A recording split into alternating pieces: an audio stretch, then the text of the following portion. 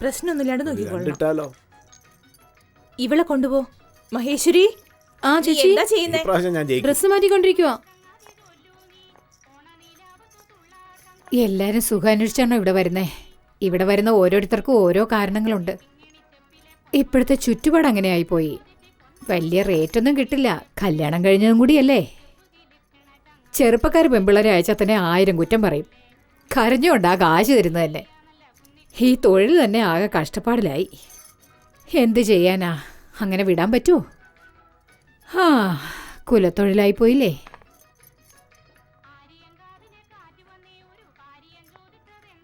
കവിതേ, ശരി, നീ നാളെ കൂട്ടിക്കൊണ്ടുവാ. പൊയ്ക്കോ. ശരി.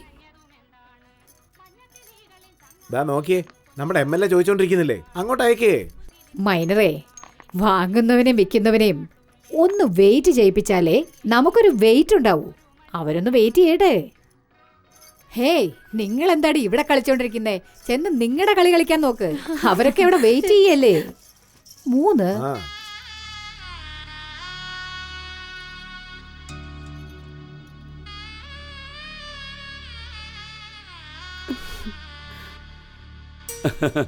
നാട്ടുകാരുടെ കണ്ണു മുഴുവൻ നിന്റെ പുറത്താ ഉള്ളത്. ഞാൻ തന്നെ കല്യാണം കഴിച്ചതുകൊണ്ട് എല്ലാവർക്കും വല്ലാത്ത അസൂയ. എല്ലാരുടെ കണ്ണും ഇതോടെ പോട്ടെ.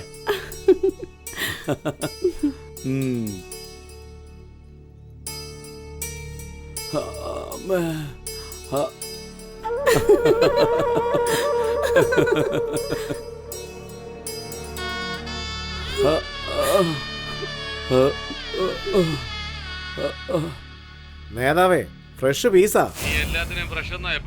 എത്ര പേരെ ഞാൻ അയച്ചിട്ടുണ്ട്. അതിലൊന്നിനെയല്ലേ പെണ്ണുപിള്ളെ ആക്കിയത്. എന്നെ വിശ്വസിക്കുന്നേ. അരമണിക്കൂറല്ലേ? തീർച്ചയായിട്ടും എത്തിയേക്കാം. എത്ര തരുമെന്നാ പറഞ്ഞേ? 3000 രൂപ തരുമെന്ന്. അതിൽ PAക്ക് 300 കൊടുക്കണം, ഡ്രൈവറിന് 100 കൊടുക്കണം, പഴയ ബ്രോക്കറിനെ കട്ട് ചെയ്യാൻ 500 കൊടുക്കണം, വഴി പോലീസുകാർ ചെക്ക് പോസ്റ്റിൽ പിടിച്ചാൽ 200 അവിടെ കൊടുക്കണം, ബംഗ്ലാവിലെ വാച്ച്മാന് 100 നിനക്ക് തരണം. ഇത്രയും സെറ്റപ്പ് ചെയ്യുന്ന എനിക്ക് ഒരു 500 രൂപയെങ്കിലും വേണ്ടേ? ഇത്രയെങ്കിലും കിട്ടിയില്ലെങ്കിലേ ഈ തൊഴിൽ പിന്നെ ഞാനെന്തിനാ ചെയ്യുന്നേ? എടോ മൈനറേ, ആ പെണ്ണ് ആദ്യമായിട്ട് നമ്മളെ വിശ്വസിച്ച ഈ തൊഴിലേക്ക് വന്നിരിക്കുന്ന ഒരു 3000 രൂപയെങ്കിലും കിട്ടണ്ടേ അവക്ക്? ഫ്രഷാ, രാത്രി മുഴുവൻ ഉണ്ടാവും പറഞ്ഞ ഒരു 5000 രൂപ ചോദിച്ചു നോക്ക്.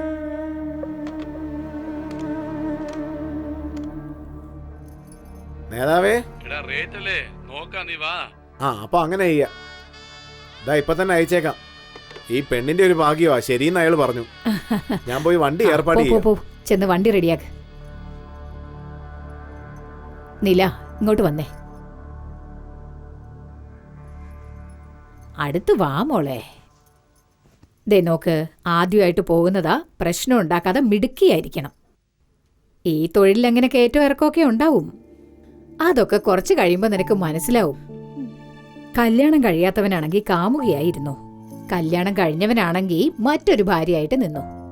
ഞാൻ പറഞ്ഞത് മനസ്സിലാവുന്നുണ്ടല്ലോ? ഭാര്യയെ ഇഷ്ടമുള്ളവൻ പോലും സ്വത്ത് വില്ലിലാ എഴുതി വെക്കാറുള്ളത്.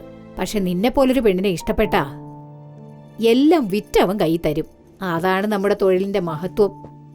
എന്തിനാടി നിന്റെ മുഖം ഇങ്ങനെ വീർപ്പിച്ചു വെച്ചിരിക്കുന്നേ? നമ്മുടെ മനസ്സിൽ എത്ര ദുഃഖം ഉണ്ടെങ്കിലും മുഖത്തത് കാണിക്കാനേ പാടില്ല. ഗോദാവരി, ഗോദാവരി. വരുന്നു ചേച്ചി. എന്താ ചേച്ചി?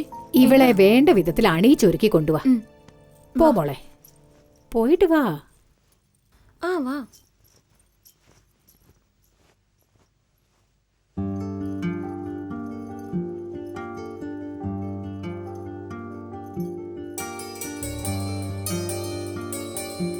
കണ്ടില്ലേ എന്ത് ഭംഗിയാ നിന്നെ കാണാനായിട്ട്. വാ, പതുക്കെ വാ. നോക്കി.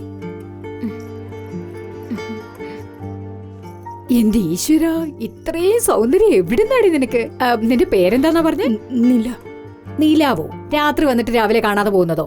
അത് വേണ്ട, ഞങ്ങൾക്ക് വേണ്ടി ലക്ഷ്മിന്ന് മാറ്റിക്കും. എങ്കിൽ മാത്രമേ അടുത്തടുത്ത പാർട്ടി എടുത്തുനിന്ന് പൈസ കൂടുതൽ വാങ്ങിക്കാൻ പറ്റൂ. നോക്കിയോ, പൈസ വരാൻ പോവാ. ലക്ഷ്മി അല്ലേ? ശരി, പോയിട്ട് വാ. ഏയ് നിക്ക്, ഈ തൊഴിലിന് ഇതിന്റെ ആവശ്യമില്ല.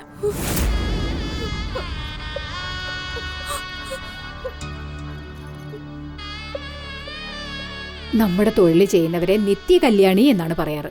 നമ്മുടെ അടുത്ത് വരുന്നവർ മാറിയാലും നമുക്ക് എല്ലാ ദിവസവും ഒരുപോലെയാ. എന്നും കല്യാണം, എന്നും ആദ്യ രാത്രിയാ. നിന്റെ അലങ്കാരം താറുമാറായാലും അഴക് പോകരുത്. ഒന്ന് മനസ്സിലാക്കിക്കോ. എവിടെ പോയാലും കല്യാണം കഴിഞ്ഞിട്ടില്ല, ഇതാണ് ഫസ്റ്റ് ടൈം എന്ന് പറയണം. ഇഞ്ഞോ നോക്കിയേ, ആണുങ്ങളെ എല്ലാവരെയും ചുമ്മാ അങ്ങ് പറ്റിക്കാൻ പറ്റില്ല. അവരോട് ചോദിച്ചാലുവേ ഇതാ ഫസ്റ്റ് ടൈം എന്ന് അവര് പറയുന്നത്. ഒന്ന് പോടും. ശരി മോളെ, നീ പോയിട്ട് വാ.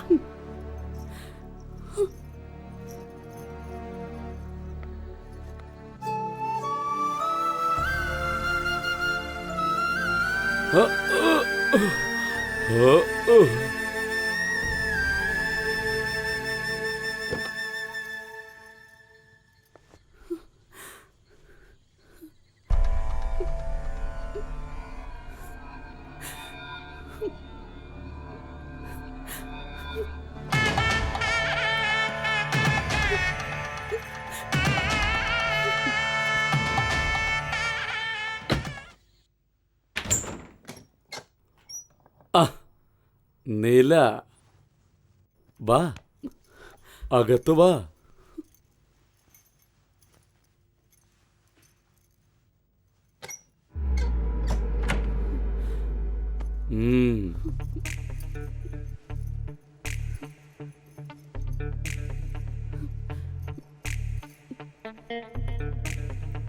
എന്തൊരു സൗന്ദര്യം നിനക്ക്.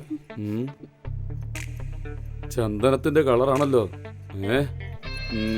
നിന്റെ കൈ കൊണ്ട് ഈ ബട്ടൺ ഒന്ന് അഴിച്ചേ. ആഹാ, കൊള്ള. അങ്ങനെ.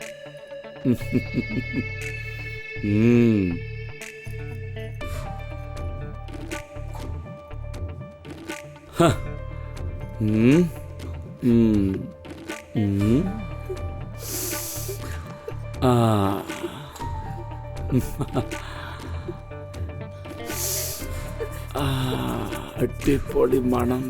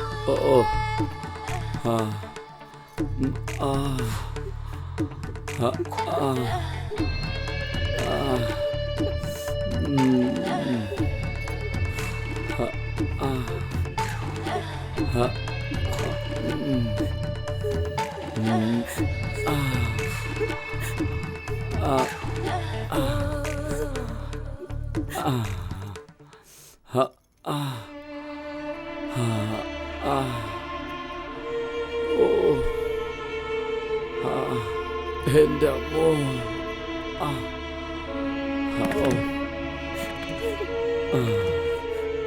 2 മണിക്കൂറിലൊരിക്കൽ ഈ ഗുളിക കൊടുക്കണം. ഇല്ലെങ്കിലേ സിറ്റുവേഷൻ മോശമാവും. ഫിക്സ് വരാൻ സാധ്യതയുണ്ട്.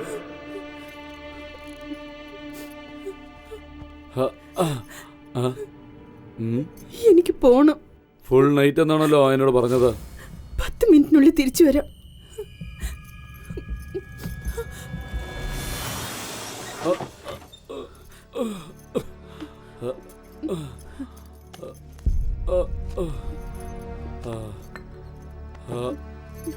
ഷൺമുഖ, എനിക്ക് മരുന്ന് കഴിക്കേ.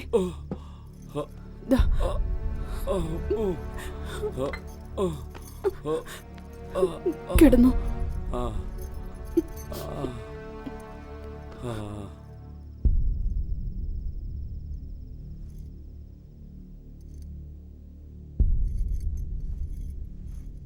പറഞ്ഞ പോലെ തന്നെ നീ എത്തിയല്ലോടി. നിന്നെ പോലുള്ള കുടുംബിനികളോടുള്ള സുഖം വലിയ സുഖം തന്നെയാ. കുപ്പയിൽ മുളച്ചാലും കൂണിന് കുറച്ച് രുചി കൂടുതലായിരിക്കും.